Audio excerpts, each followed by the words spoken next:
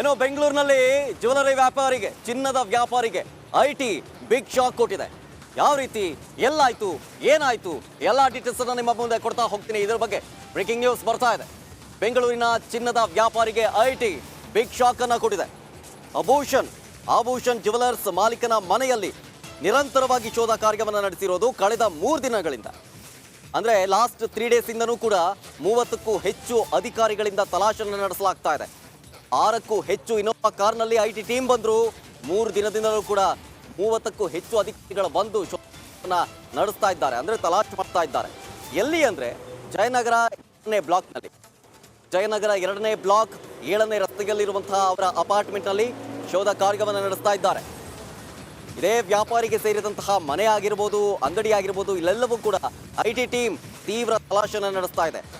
3 ಶಿಫ್ಟ್ನಲ್ಲಿ, ಬೆಳಗ್ಗೆ, ಮಧ್ಯಾಹ್ನ, ರಾತ್ರಿ ಅನ್ನುವಂತೆ 3 ಶಿಫ್ಟ್ನಲ್ಲಿ 3 ದಿನಗಳಿಂದಲೂ ಕೂಡ ಐಟಿ ಅಧಿಕಾರಿಗಳು ಹುಡುಕಾಟವನ್ನು ನಡೆಸ್ತಾ ಇದ್ದಾರೆ. ಅದರ ಭಾಗವಾಗಿ ಇದು ಕೇವಲ ಇವತ್ತಿನ ವಿಚಾರ ಅಲ್ಲ. ಹಲವು ತಿಂಗಳಿನಿಂದಲೂ ಕೂಡ ಐಟಿ ಅಧಿಕಾರಿಗಳು ರಾಜ್ಯದ ದೊಡ್ಡ ದೊಡ್ಡ ಕುಳಗಳ ಮೇಲೆ ಕಣ್ಣಿಟ್ಟಿದ್ದಾರೆ.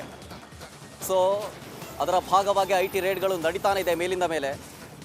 ನೆನ್ನೆ ಅಂದರೆ ಕಳೆದ 3 ದಿನದಿಂದಲೂ ಕೂಡ ಅಷ್ಟೇ 30ಕ್ಕೂ ಹೆಚ್ಚು ಅಧಿಕಾರಿಗಳಿಂದ ತಲಾಶನ ನಡೆಸಲಾಗ್ತಾ ಇದೆ. ಆಭೂಷಣ್ ಜ್ಯುವೆಲರ್ಸ್ ಮಾಲೀಕನ ಮನೆಯಲ್ಲಿ 3 ದಿನದಿಂದಲೂ ಶೋಧ ಕಾರ್ಯವನ್ನು ನಡೆಸ್ತಾ ಇದ್ದಾರೆ.